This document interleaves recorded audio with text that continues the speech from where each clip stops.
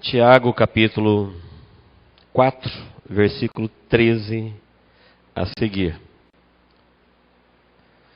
Diz assim: Atendei agora, vós que dizeis, hoje ou amanhã iremos à cidade tal, e lá passaremos um ano, e negociaremos e teremos lucros. Vós não sabeis o que sucederá amanhã. Que é a vossa vida? Sois apenas como neblina que aparece por um instante e logo se dissipa. Em vez disso, devíeis dizer, se o Senhor quiser, não só viveremos, como também faremos isto ou aquilo. Agora, entretanto, vos jactais das vossas arrogantes pretensões. Toda jactância semelhante a esta é maligna. Portanto, aquele que sabe que deve fazer o bem e não o faz, nisso está pecando. Amém? Este texto, ele é claro, e eu quero tomá-lo por base hoje para convidá-los para nós meditarmos sobre a pressa. Quem sabe o que é pressa? Diga amém. Quem nunca teve pressa, diga amém. Ninguém pode dizer amém, né? Pressa é o mal dos nossos dias. Ou melhor, não sei se todos já entendem que pressa é um mal. Não tinha pensado nisso dessa forma até hoje. Aliás, quando eu pensei nesse tema, eu falei, Deus, acho que eu deveria pregar isso no espelho. Olhando para o espelho. Porque como isso serve como uma luva em cada um de nós que vivemos no mundo com pressa. Eu ouvi por esses dias de um motorista, um cidadão, que disputando uma vaga de trânsito, se envolveu numa ocorrência. Na ocorrência chegou 2 policiais para atender e ele, não sendo apoiado pelos 2 policiais, atirou e matou os 2 policiais. Por esses dias. Uma pessoa culta, estudada, um homem de bem, sem antecedentes, estava com pressa, queria uma vaga. 2 pessoas queriam a mesma vaga. Na briga, ele acabou se envolvendo numa enrascada deste tamanho. Se alguém perguntasse para ele, um dia antes que ele seria capaz de fazer isso, tenho certeza que ele diria que não. E assim acontece muitas coisas que nós nem sequer nos damos por apercebidos, damos conta de que a pressa, que às vezes parece amiga, é uma verdadeira inimiga. Alguém já disse que a pressa, ela é inimiga de quem? Mas apesar dela ser chamada de inimiga, nós temos a pressa como amiga muitas vezes. Alguém já disse que tudo é veneno e tudo é remédio, depende da dose. Tudo pode ser veneno e tudo pode ser remédio, depende da dose. A pressa, ela se encaixa aí, mas como o mundo tem tomado uma overdose de pressa, ela se apresenta hoje como um mal destruidor. Podemos dizer de uma doença devastadora, porém não diagnosticada e muito bem-vinda. E a doença que mais mata, a doença que mais fere, a que mais destrói, é a não diagnosticada, porque ela vai cumprindo a sua missão. E a pressa, o dicionário traduz como pressa, para a gente continuar, velocidade, urgência, rapidez, até mesmo aperto, aflição, confusão. Tudo isso é definido como pressa, como velocidade.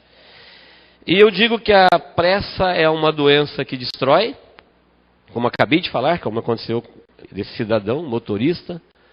Existem dezenas de situações como essa todos os dias. Às vezes nós vamos falar, mas é uma pessoa temperamental, uma pessoa desequilibrada, uma pessoa... tem um monte de coisa. Mas se nós procurarmos, o gatilho dessa ocorrência foi a pressa. Com pressa por algum motivo. E ela gera uma instabilidade que nós vamos ver hoje. Qual é o bom da pressa? Você poderia ver o lado bom da pressa? Se nós pensarmos para procurar alguma coisa boa em viver uma vida apressada como o mundo impõe hoje aos seus habitantes, aos cidadãos da terra. Nós vamos ver que o bom da pressa é que ela passa uma imagem de que quem tem pressa é uma pessoa bem sucedida. Sim ou não?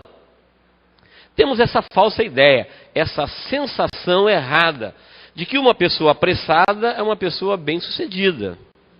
Que uma pessoa apressada é uma pessoa importante. Por isso você vai ver muita gente dizendo, não posso, não dá, tem um monte de coisa para fazer. Às vezes não tem nada. Está todo mundo correndo, ele corre também. Está todo mundo com pressa, ele fica com pressa também. Porque afinal ele não pode ficar para trás. Está todo mundo correndo em alguma direção, então a gente corre em alguma direção qualquer, e quando chega em algum lugar não tem nada para fazer, corre para outro. Tem um monte de gente correndo para lugar nenhum. Um monte de gente andando para lugar nenhum. Criando um monte de situações, porque o mundo vive com pressa. As pessoas vão e vêm o tempo todo. Mesmo que não haja necessidade disso. Me lembro da mensagem da cura para a ansiedade, quando Jesus disse para Marta, Marta, você está preocupada com muitas coisas, e na verdade uma só é necessário.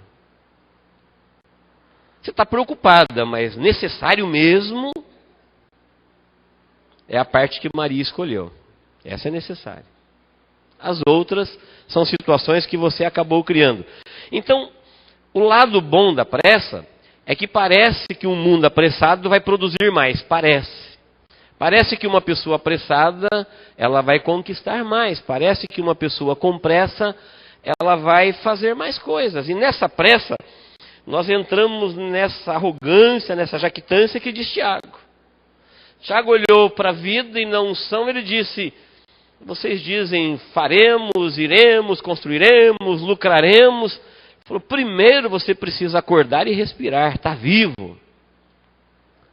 Depois, se o Senhor te der vida, aí você faz. Sem vida ninguém faz nada. Primeiro se vive, depois se faz. Não tem como se fazer primeiro para depois viver. Nós vamos ver que a Bíblia diz que as pessoas de Deus, elas não devem viver com pressa. Ou pelo menos com essa overdose, com essa agitação que destrói a vida. Então o bom da pressa não tem nada de bom, é simplesmente uma sensação, é simplesmente um parecer. Dá-se a ideia de importância, dá-se a ideia de bem-sucedido, e na verdade nós vamos ver que não é isso. O mal da pressa é que ela destrói o corpo, ela destrói a alma e ela destrói o espírito. Imagine qualquer coisa que você possa oferecer para o seu corpo de necessidade e que você faça isso com pressa. Por exemplo, o meu corpo precisa de se alimentar, ele precisa de dormir, ele precisa de se relacionar, ele precisa de adorar. Tudo que a minha vida precisa, quando eu coloco pressa nisso, eu comprometo a qualidade de vida. Por isso a pressa se torna um mal devastador, porém bem-vindo. Não diagnosticado como um mal. Quando nós vamos nos alimentar, tenho certeza que ninguém aqui nunca fez isso, mas vamos citar apenas como exemplo.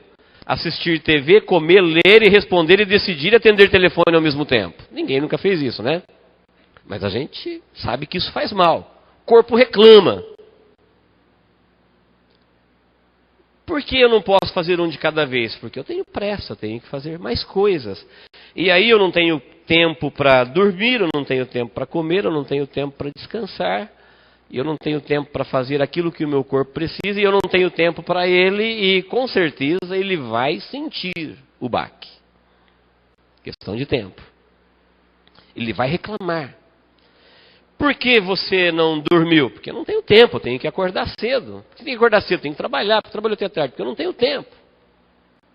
E a gente vai remontando pesares em cima dessa estrutura que tem limites, que precisa do tempo para viver. Nós vamos ler na palavra que Deus deu a vida, e a vida é como uma neblina. Não é que a minha vida é como uma neblina. A vida é eterna, mas o tempo que eu tenho sobre ela é como uma neblina que passa.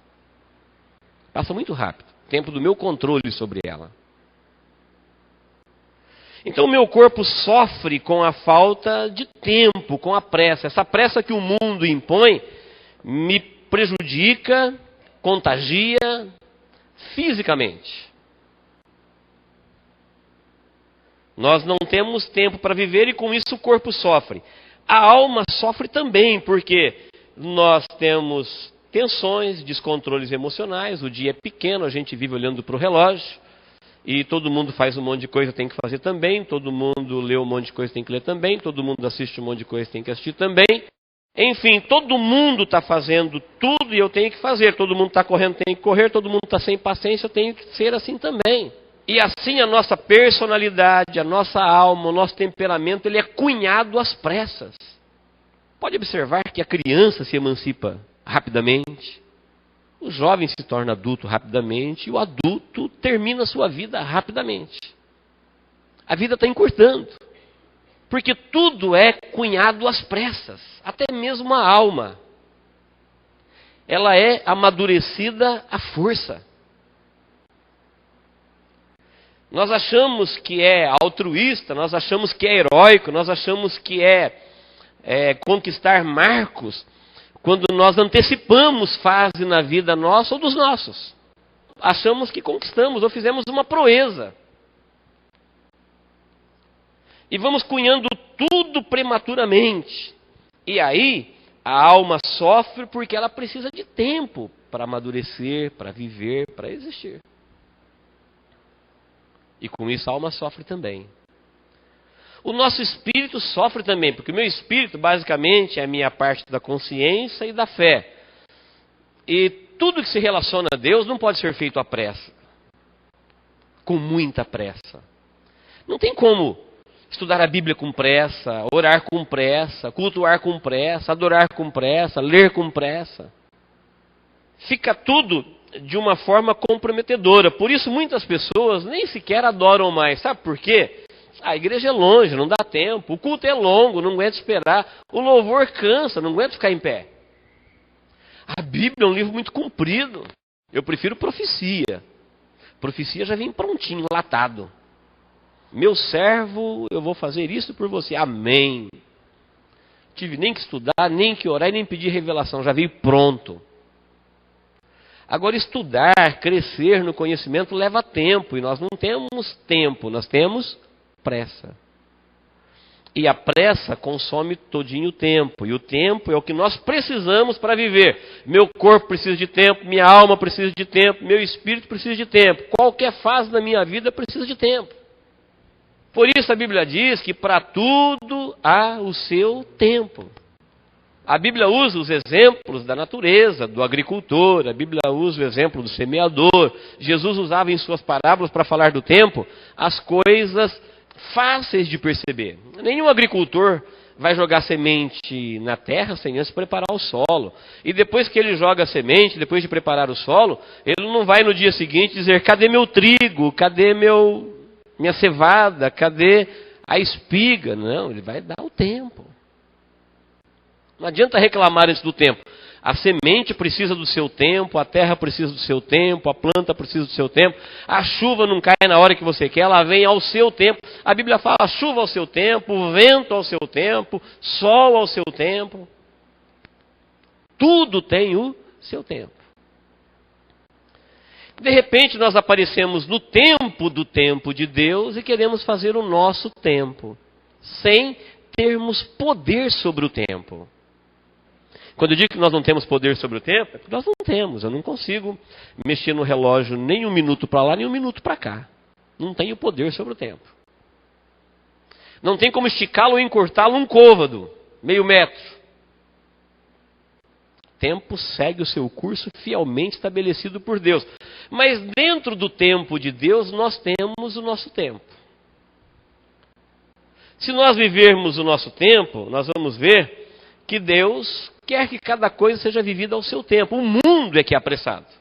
A Bíblia fala, em Isaías 57, 20 e 21, que os sem Deus chamados ali de perversos ou ímpios, as pessoas que não se relacionam com Deus, elas não conseguem ter vida tranquila. Eles são desassossegados, são como um mar agitado, colocando para fora de si a sua sujidade, seu lixo. As pessoas que não se relacionam com Deus não têm controle sobre o tempo, não têm quietude, não têm tranquilidade, não têm paz, são como ondas, mar tempestuoso, sempre jogando lixo para fora. Quem se relaciona com Deus, diz o texto, não é assim. Que pancada, né? Que pancada no queixo que a palavra de Deus nos dá. Mas nós precisamos ver, como diz o texto, que a pressa, ela gera muita coisa ruim na nossa vida. Quer ver algum dos males da pressa? Nós sofremos no corpo, na alma e no espírito, já falamos sobre isso. Na vida como um todo, a pressa gera confusão. Confusão de mente, confusão de alma, confusão de espírito. Nós compramos um monte de livros sabendo que a gente não vai ler nem o dízimo deles. Mas todo mundo diz que é bom. Todo mundo está lendo. Já pensou se alguém me perguntar se eu já vi tal livro? Eu falo, não. Eu quero também, você me empresta? Quando eu te pedir, não me empreste, eu não vou ler. Tá bem? Por quê? Nós temos um monte de livro que a gente não lê, temos um monte de agenda que a gente não cumpre, temos um monte de coisa que a gente compra sabendo que não vai usar. Mas eu tinha que aproveitar, eu estava passando por ali, eu estava com pressa. Não sei se eu vou ter outra oportunidade de voltar aqui. Imagina passar pela... É 25 ou 23 de março? 25 de março? 25 de março e não comprar nada. Imagine passar pelo Paraguai e não comprar nada, passar pelo calçador. Então nós vamos comprando. Isso gera uma confusão. Nós arrumamos um monte de problemas, sabemos que não vamos dar conta de resolver, livros que não vamos ler, agenda que não vamos cumprir. Nessa confusão, nós nos frustramos porque criamos expectativas que a gente não consegue cumprir e há uma autofrustração. Confusão de mente. Que se não for curada, se não for reparada, desencadeará numa crise autoexistencial.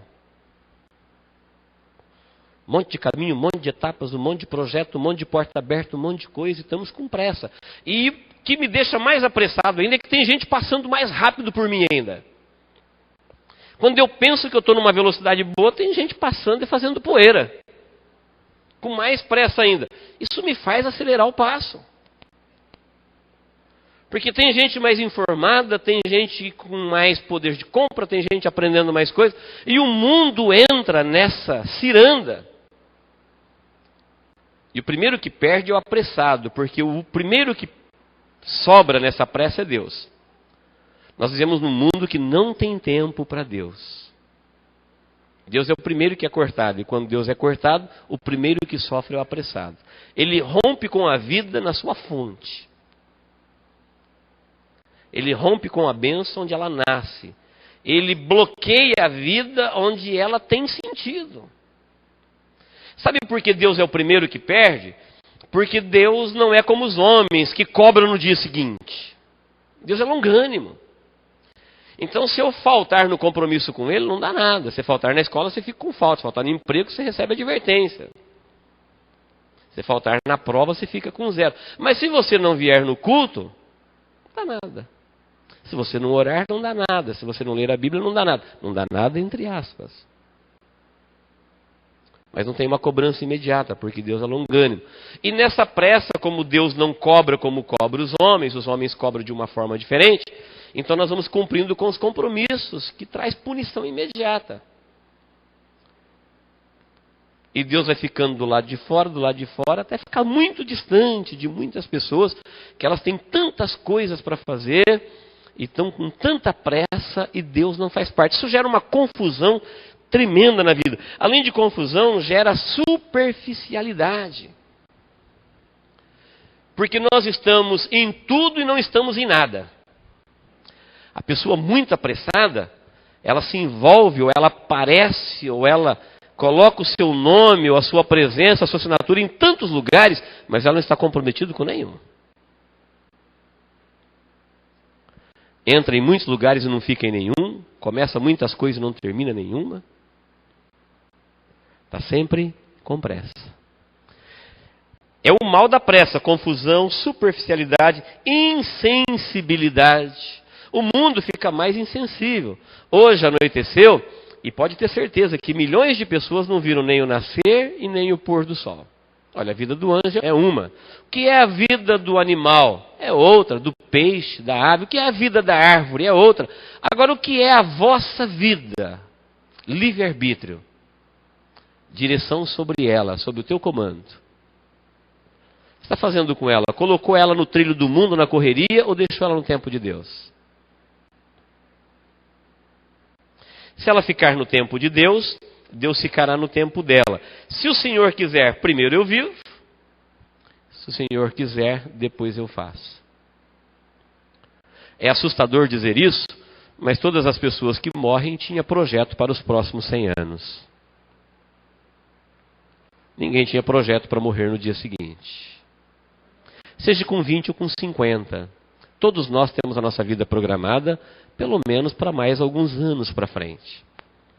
Mas esquecemos de falar, se o Senhor quiser, viveremos. Tão conhecido, se Deus quiser. Mas é se Deus quiser mesmo. O Salmo 40, ele diz, esperei com paciência no Senhor, e Ele se inclinou para mim e ouviu o meu clamor. Tem um texto lindo para encerrar, Isaías 30, 15, diz assim, na conversão e em sossegardes, preste bem atenção, quando eu me converto e descanso nas promessas, na conversão e em sossegardes está a vossa salvação. Versículo seguinte, na tranquilidade e na confiança está a vossa força. Na conversão e no descansar das promessas, sossego, está a minha salvação. Na tranquilidade, na minha fé, confiança, está a minha força. Isaías capítulo 30, versículo 15. Quando Maria, no conhecido milagre da transformação da água em vinho, quando Maria disse para Jesus, e agora, acabou o vinho? Ele falou, mulher, que tenho eu contigo? Ainda não é chegada a minha hora. Está com pressa por quê, Maria?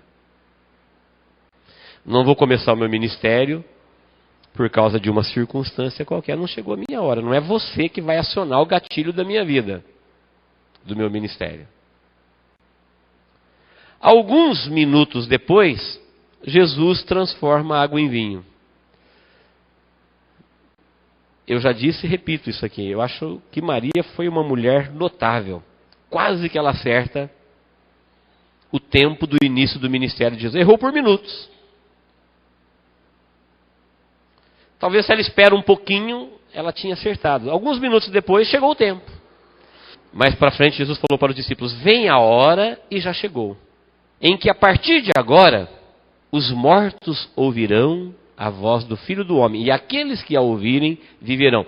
Esses mortos aqui, não está falando de quem já morreu, não. Está falando dos mortos espiritualmente. Falei, quem a ouvir, viverá. Sabe o que ele estava dizendo? Começou o meu ministério, Deus está na terra falando aos homens, e chegou o tempo de que quem ouvir a voz dele, vai viver para sempre. Quem não ouvir, quem não tiver tempo, quem tiver qualquer outro compromisso, qualquer outro pretexto, qualquer outra desculpa, não viverá para sempre. Em João 2 e 4, ele falou para Maria, ainda não é chegada a minha hora. Em João 5 e 25, ele falou, vem a hora e já chegou, em que os mortos ouvirão a voz do Filho do Homem, e aqueles que a ouvirem, viverão. Um tempo em que Jesus faz a sua obra na face da terra, mas muita gente não vai ter tempo para ele. Salmo 46 diz, aquietai-vos e sabei que eu sou Deus. Salmo 46 fala de um mundo convulsionado. Fala ainda que as águas rujam, ainda que os montes se perturbam, ainda que as coisas aconteçam, ainda que tudo fuja do controle. Ele falou, olha, aquietai-vos e sabei que eu sou Deus. Serei exaltado entre as nações. E repito Isaías 57, 20 e 21, onde diz que os sem Deus vão se agitando cada vez mais. Eles vão entrando numa correria, e os irmãos podem observar que o grande objetivo dessa corrida louca, alucinante, é levar o ser humano a viver uma vida comprometida de tal forma que ele não tenha tempo para Deus e nem para as coisas de Deus. É o primeiro que é colocado para fora da vida é Deus. Não temos tempo para cantar, não temos tempo para congregar, não temos tempo para adorar, nós não temos mais tempo. Mas o tempo para outras coisas aparece. Deus vai ficando fora do nosso tempo. Se Deus ficar fora do nosso tempo, nós ficamos fora do tempo de Deus. Aí ele pergunta, você ficar com a sua vida fora do tempo de Deus, o que te sobrou? Uma neblina? Quanto tempo dura uma neblina? Você gostaria de administrar a existência de uma neblina? Nossa vida é como uma neblina dentro da eternidade. A tua vida é tão longa, a minha vida é tão longa, que nós não podemos desperdiçá-la no tempo em que nós temos o controle. É o tempo da neblina, que é a vossa vida no seu controle. Nunca vi alguém falar da pressa como um mal. Também nunca tinha pensado na pressa como um mal. Mas se nós lermos estes versículos atentamente, olharmos para o mundo à nossa volta, nós vamos ver que a pressa é um mal não diagnosticado, muito bem-vindo, porém devastador. Em 1 Coríntios capítulo 5 fala, portanto, meus irmãos, sede sempre firmes e constantes, sempre abundantes na obra do Senhor, sabendo que o vosso trabalho não é vão. Se nós tivermos que cortar qualquer coisa do nosso tempo, que não seja o nosso tempo com Deus. Porque é em Deus que a vida acontece. Fora de Deus a vida voa e voa para a morte. Fora de Deus a vida vira uma correria, vira uma loucura. E é uma loucura para a pior das loucuras, que é a loucura eterna. Com Deus a vida fica mais tranquila. Com Deus, Jesus disse, Marta, não precisa toda essa correria, uma coisa só é necessária. Maria escolheu a melhor parte. Maria estava sentada aos pés de Jesus, ouvindo o que ele tinha para falar. Com isso, ela estava não somente ganhando tempo na sua vida, mas ganhando a vida eterna no seu tempo. Amém, queridos? Que Deus nos abençoe em Cristo Jesus. Vamos orar? Dê um tempo para Deus agora.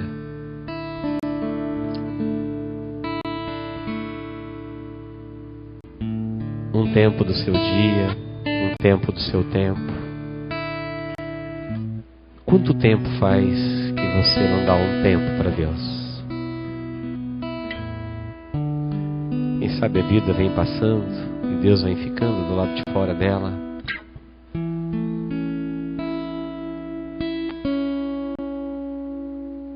Deus te trouxe aqui para você repensar isso. Quer entrar no seu tempo, fazer parte do seu tempo. Para que você entre no tempo de Deus. O tempo de Deus é eterno, não acaba nunca.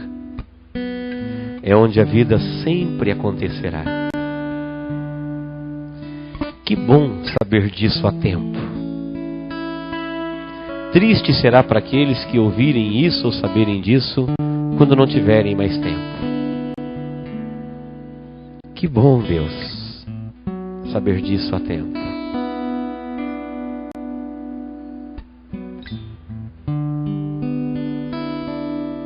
Por isso, eu te convido agora. Pare o tempo.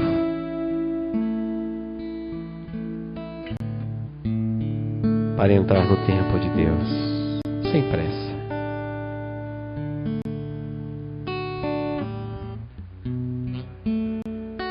Que bom dizer para Deus, Deus, para ti eu tenho todo o tempo do mundo. Deus, para o Senhor eu tenho tempo. O Senhor faz parte do meu tempo. O Senhor está incluído no meu tempo. O Senhor existe no meu tempo. Tenho certeza que Deus ficará feliz em ser incluído no seu tempo. Porque muitas vezes Jesus chorou porque Ele queria entrar na vida de muitas pessoas que não tinham tempo para Ele. E Ele chorou sobre Jerusalém e disse: Jerusalém, Jerusalém, eu quis te salvar. Eu quis te proteger, mas você não quis. Você não quis. Vamos dizer para Deus: eu quero. Eu quero, Senhor. Deus, em nome de Jesus, nós estamos aqui na Tua presença, na Tua casa.